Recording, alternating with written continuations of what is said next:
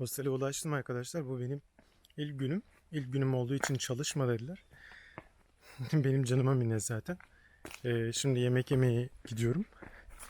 Bir yemek yiyeceğim burada ama yer gerçekten çok güzel. Yani sabah 6.30'da başlayacakmışım. Sabah 6.30'da benim kahvaltı oluyor. Yarım saat içerisinde yemeğimi yiyorum. Ondan sonra saat 7'de şeye başlarım. Normal mesaiye başlıyorum. Yer harika ya.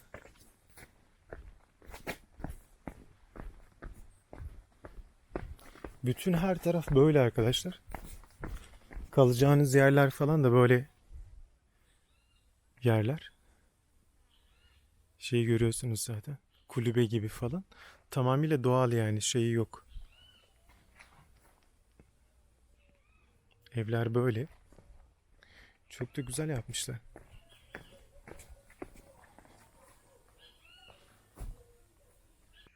Günaydın arkadaşlar. Benim mesai başlıyor. Şöyle bir manzarayla falan. Gün yavaş yavaş doğmaya başladı. Karşıda Conception Dağı ama bulutlu görünmüyor. Size benim şu an kaldığım yerle resepsiyon arasındaki mesafeyi göstereceğim. Sadece oluşturmak istiyorum kafanızda. Bu yerin büyüklüğüyle ilgili bir kabataslak bir bilgi oluşturmak istiyorum. Bu yer inanılmaz büyük. Ormanlık alan gibi. Ben geldiğim ilk günlerde o hostelin içerisinde birkaç defa kayboldum. Birazdan anlayacaksınız. Bu kaldığım yeri bulmak bile zor geldi bana başta. Soy un hombre loco.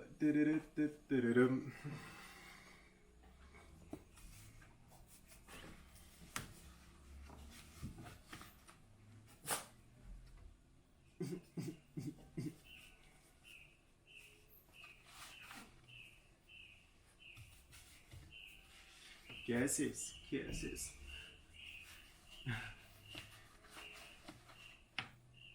Ven.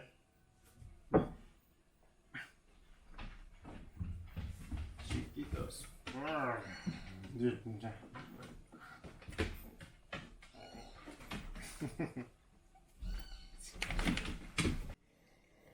Evet. Kronometreyi başlattık. Şimdi gidiyoruz.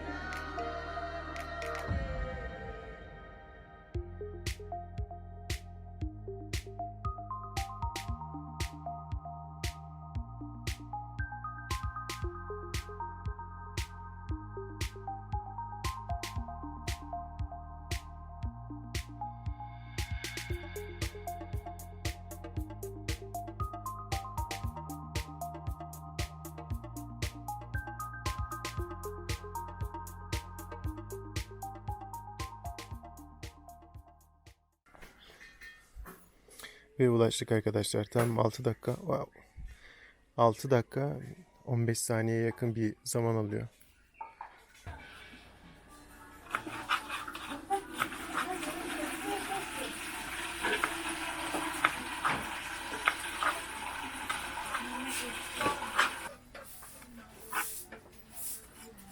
Hola Chris. Bom dia. Buen día.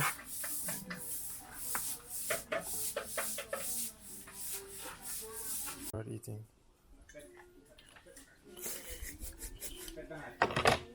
I'm a Hollywood star already.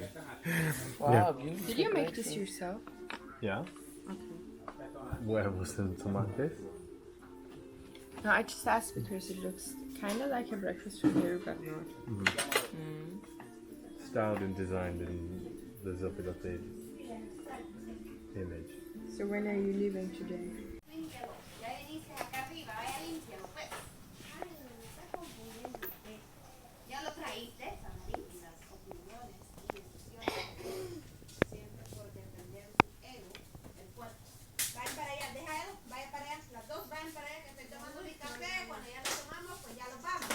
Size çalıştığımız bazı işleri gösterelim yavaştan. Tú haces de aquí, yo hacer de aquí. Deja aquí a mí. Listo.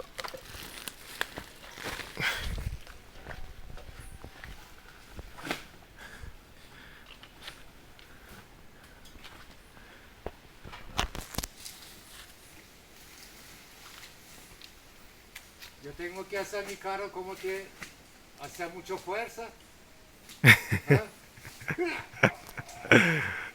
Ay, listo. La gente más fuerte de Nicaragua. Aquí en Zopilote. No usamos pared porque cada persona es como pared.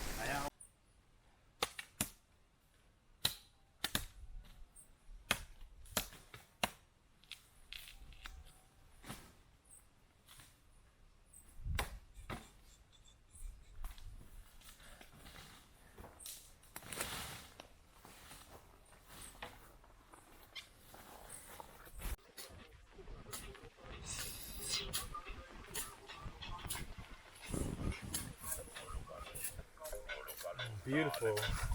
¡Ay, qué bonito! Qué bonito.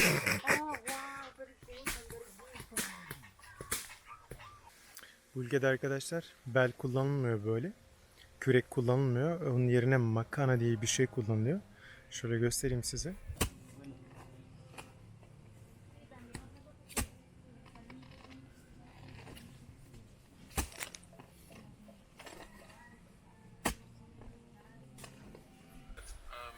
For the sake of this video, if you want to go to the bank and get a loan, that would be un préstamo. Because you want to loan money. Reparar. Reparar. To fix. My computer is broken. Can you repair it? Can you fix it?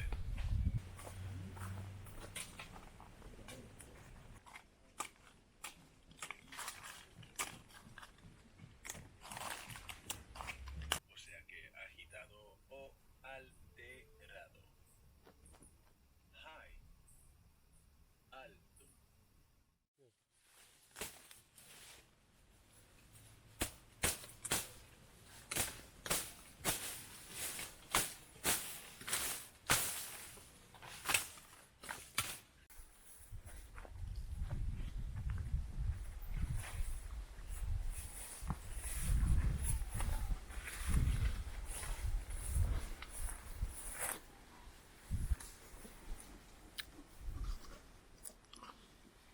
Onlar da besleniyor.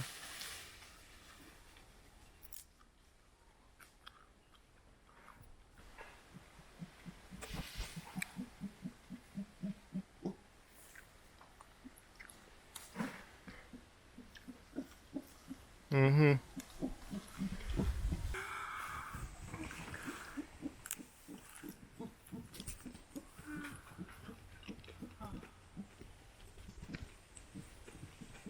Oh my god.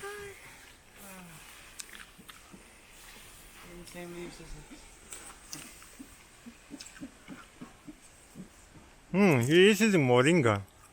Moringa? Yes, he is eating moringa and we are eating katuk. You want some cake? Let's make the Salud, breakfast. monkey. Make the breakfast together. Provecho a todos. Oh my god. Nolan, ¿lo viste? Nolan.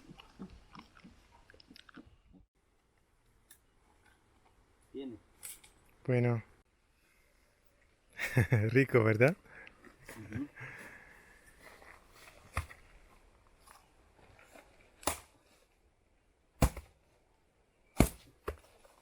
Şimdi ufak bir kaçamak yaptık.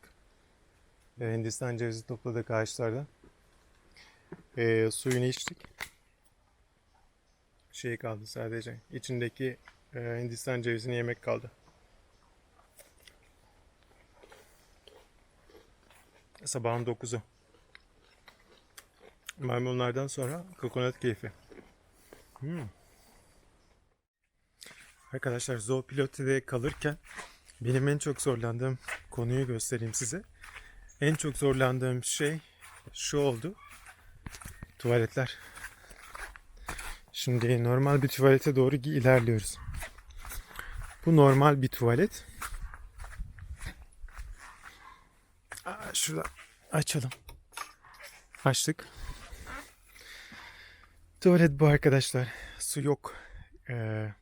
Bildiğiniz tuvaletinizi aşağıya bırakıyorsunuz.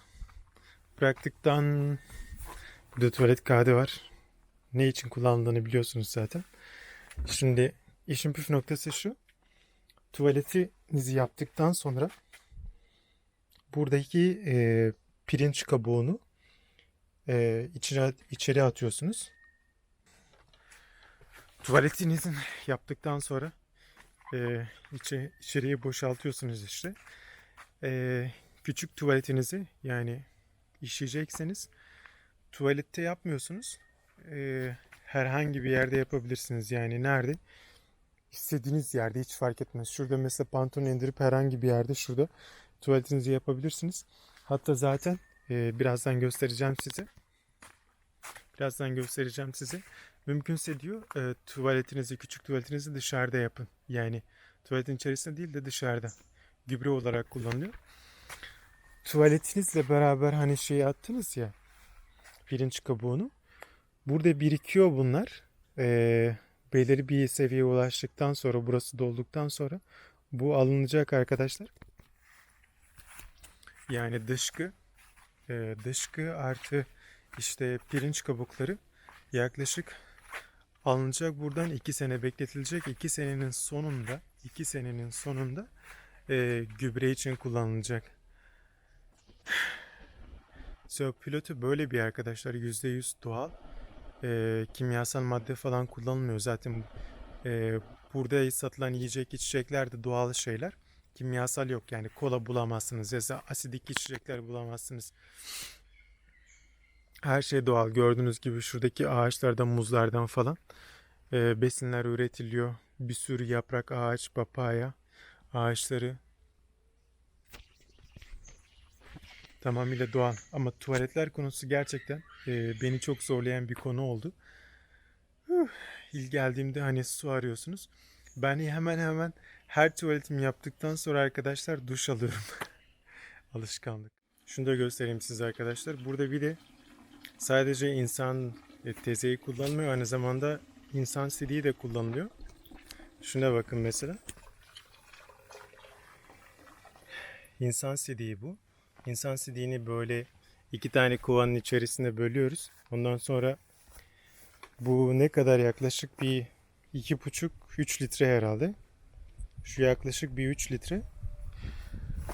Bunu şöyle bir şey yapıyoruz. Şunu böldük arkadaşlar. Şunun içerisine doldurduk. Bir de bunu suyla dolduruyoruz. Bitkiler için çok yararlıymış. Ondan sonra gördüğünüz gibi buradaki yatakları sulamaya başlıyoruz. Zoopilot'ta çalışırken şöyle güzel bir şey oldu. Kemal abiyle tanıştık. Kemal abi 2018'de işte Nikaragua'ya geliyor. Nikaragua'ya geldikten sonra burada bir hatunla falan tanışıyor. Hatunla tanıştıktan sonra işte bir tane çocuğu oluyor. Burada kalmaya karar veriyor. Türkiye'ye geri dönmüyor. Bir tane ablası var Türkiye'de ama ablası çok sıkıntılı bir abla. Ablam yoktur demeyi daha çok seviyor. Öyle bir şey. Şimdi kaçak olarak kalıyor Nikaragua'da ama yaptığı bütün planlar şu an için çocuğu Necati için bir tane çiftlik kurmayı düşünüyor. Çocuğunun geleceğine yönelmiş zaten. Ben yaklaşık 1,5 ay falan beraber çalışma fırsatımız oldu. Ben çok keyif aldım. Bir de Can abiyle tanıştık burada. Tesadüf yani, normalde daha önce Nikaragua'da 4 tane Türk vatandaşı hani mahsur kalmıştık. Konsolosun aracıyla falan yaptık, birbirimizle diyaloğa geçtik ama Zoopilot'ta da öyle bir şans ki önce Kemal abiyle tanıştık, arkasından Can abi geldi. Can abi daha doğrusu hosteldeydi. Biz sonradan tanıştık. Can abiyle de çok keyifli zaman geçirdik. Can abi tamamıyla böyle bilgi dolu böyle. çok şey öğreneceğiniz birisi. Zamanında ahçıydı zaten Can abi. Çok zengindi. 4 tane restorantı, arabaları, işte motorları falan vardı. Derken kalbi krizi geçiriyor. Kalbi krizi geçirdikten sonra hastanede 1 ay yatıyor. Ölüm döşeğinde, yani ha öldü ha ölecek derken hayatta kalıyor. Sonra varını yoğunu satıyor arkadaşlar. Ne varsa satıyor. Dünya turuna çıkıyor Can abi. Dünyayı gezmeye de devam ediyor şu an. Tamamıyla kendini ruhsal gelişime adamış birisi. Ben ikisini tanıdığıma çok çok sevindim. Çok keyifli vakit geçirdik bir arada. Ben Can abiden de Kemal abiden de çok şey öğrendim. Çok güzel zaman geçirdik. Şu an Can abi Türkiye'ye geri döndü. Kemal abi zaten Türkiye'ye dönmeye şeyi yok. Şeyde kalacak. Nikaragüa'da kalmaya devam edecek. Çocuğuna güzel bir gelecek hazırlıyor şu an. Bakalım ben Türkiye'ye geri dönebilecek miyim? Hadi siz videoyu izlemeye devam edin. Şimdi şeyi soracaktım. Memleket neresi? Aslen Bursa. Bursa. Çok güzel memleket ya. Yüksek. Tatil yeri ya.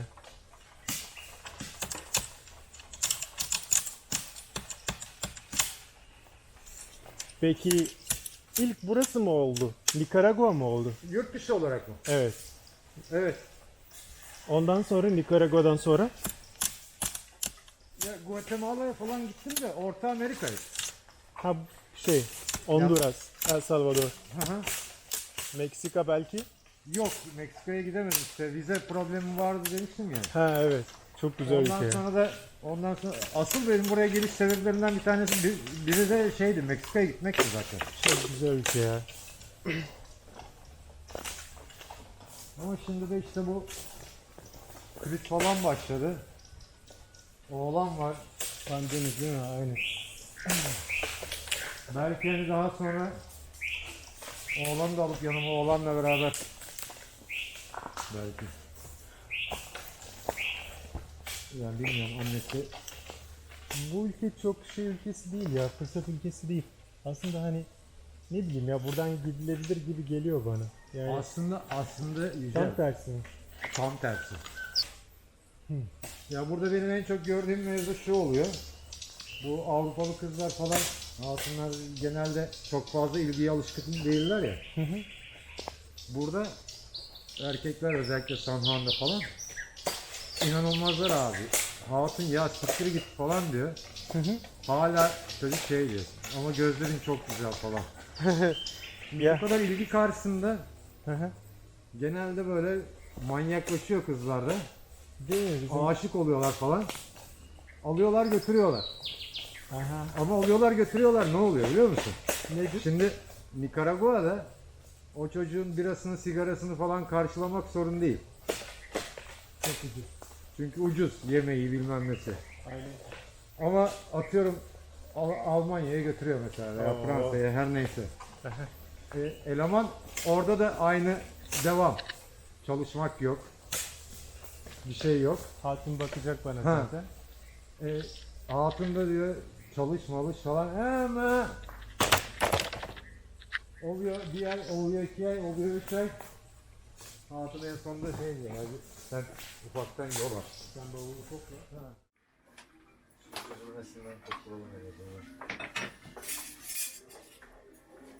Abi şu an yaptığın yemeğin ismi ne?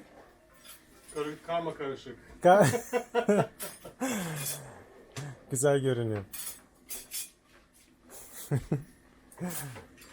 Ne varsa o var. Benim yemek sıram ne zaman bilmiyorum abi, de ben haber vereceğim sana muhtemelen. kaçıyorum sizden. Abi bir defa. Bu ufak geldi galiba ya. Değil mi? Yok. O hemen şey olur. Aynı ıspanak gibi. Ispanak şey yapıyor.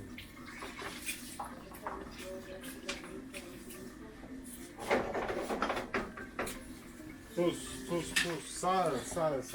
Şeyde var abi, hemen yukarıda saat. Yani kaya tuzu. Ne kadar zaman oldu abi mutfakta yemek pişirmeyeli? Ben? Aha. Bir hafta. 2 hafta. Çok olmamış ya, tamam. Bizim mutfak değil. 6 sene. 6 sene. Restoran mutfağında bir yemek pişirmeyle 6 sene geçmiş. Ah, you're taking a video. Yes. Türkiye, Türkiye. Türkiye.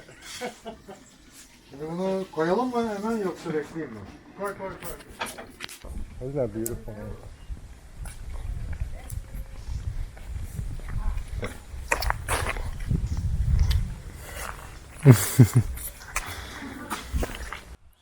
It's gonna be video because everybody's like down one part of the world. Yeah.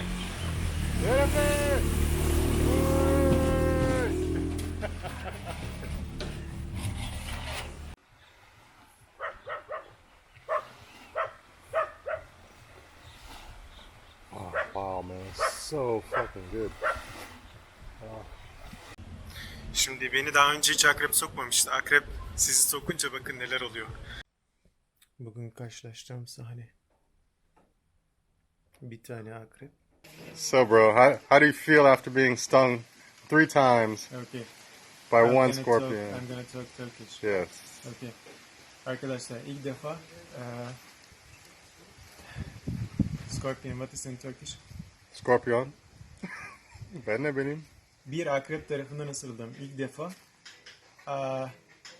kafa inanılmaz böyle dönüyor. Ağzınız böyle karıncalanmış. Hani bir doktora gidersiniz ya, bir vinç vurur falan dişi çekmeden önce. Hem baş dönmesi var böyle, hem ağzınız böyle karıncalanıyor. 3 yerden ısırdı. Şuradan ısırdı. Şu kızıllıktan buz koyduk. Şuradan ısırdı. Ben biraz jiletle kestim burasını. Bir de sigarayla yaktık. Bir de şuradan ısırdı. Şu gördüğünüz kızıl nokta. Bunu da sigarayla yaktık. Şu an şişmiş değil. Buz koyarsak iyi olur dediler. Şu an buz koyduk. Bir de ağzın karıncalanması için şekersiz kahve.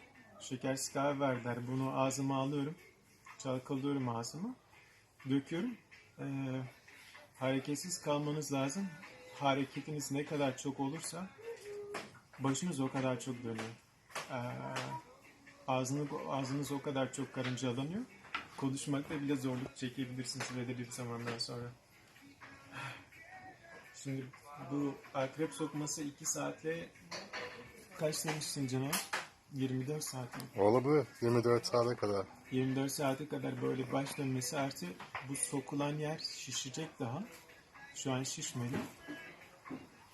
Akrep sokması.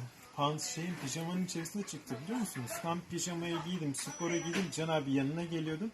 Balgo'ya yürüyelim mi diyecektim sana. Çat çat çat çat. Şey gibi. Arı sokması gibi. Şöyle bir katladım. O katladığım yerde çıktı. Elimi gezdirirken elimi de soktu. Katlarken şeyi gördüm. Bir şey gördüm böyle. Şöyle bir elimle tuttum onu. Bir kaldırdım. Akrebin şeyiydi. Kuyruğuydu. Şöyle kopardım onu attım. Akrep kaldı pantolonun içerisinde. Şu an muhtemelen o da can çekişiyordur şeyde. Pijamanın içerisinde. İlk akrep ısırmasını geçirdik. Latin Amerika'da kalan herkes sanırım birkaç defa ısırılacak. Hele böyle bir yer. Çok doğal bir yer yani. Dolayısıyla bir akrebin ısırması ya da yarasanın ısırması ya da farelerin falan ortalıkta dolaşması normal bir şey. Aradan herhalde şu an bir 3 saat falan geçti. Akrebin ısırdığı yer hala yanıyor. Benim baş dönmesi falan biraz geçti. Çok şükür ama yara hala göstereyim. Şurası. Yaranın olduğu yer şurası. Kestim ben biraz. Kan aksın diye bile yaktım. Şurada da var. Şurası. Bir de el kısmı. El kısmının şurası. Hemen şurada.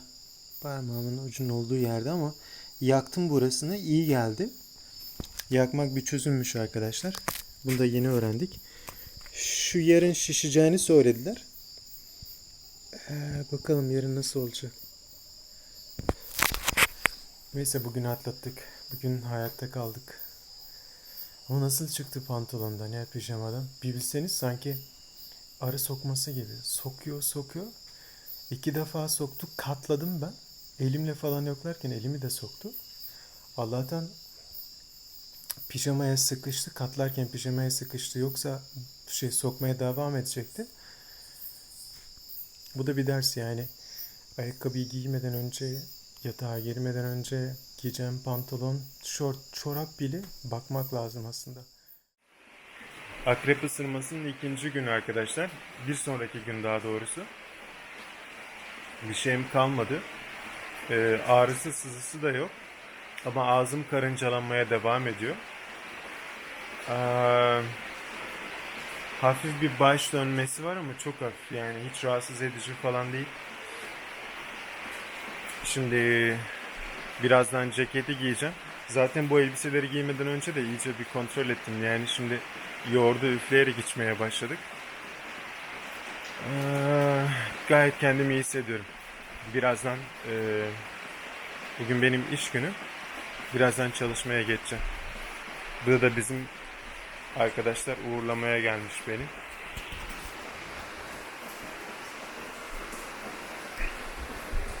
Diğeri içeri geçti hemen.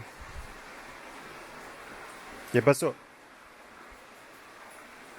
Aha. Şimdi beni her ne kadar ısırmış olsa da bu vatandaş görülüyor. Öldürmeyeceğim arkadaşlar bunu. Doğaya serbest bırakacağız. Buralara bir yere. Markete şimdi meyve alışverişine gittim. Şöyle aldım. Karpuz falan aldım. Bir de tatlı matlı bir şeyler aldım. Torta, kek aldım yani. Neyle karşılaştığımı göstermek istiyorum size. Şu domuz benim ayakkabıyı yedi ya bir süre. Yeni doğmuş.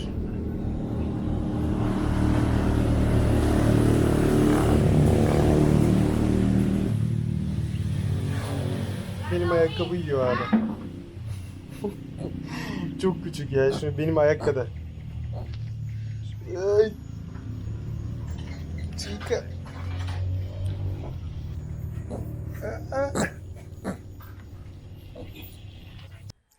Ay ya. Çift. Beni Şunlara bakın ya siyah. beni. Daha önce siyah domuz görmemiştim. Sorry, I'm taking the video as well. Bizimkiler de çok ilginç buldu. Vení. Vení para acá. Vous, petit petit, hein.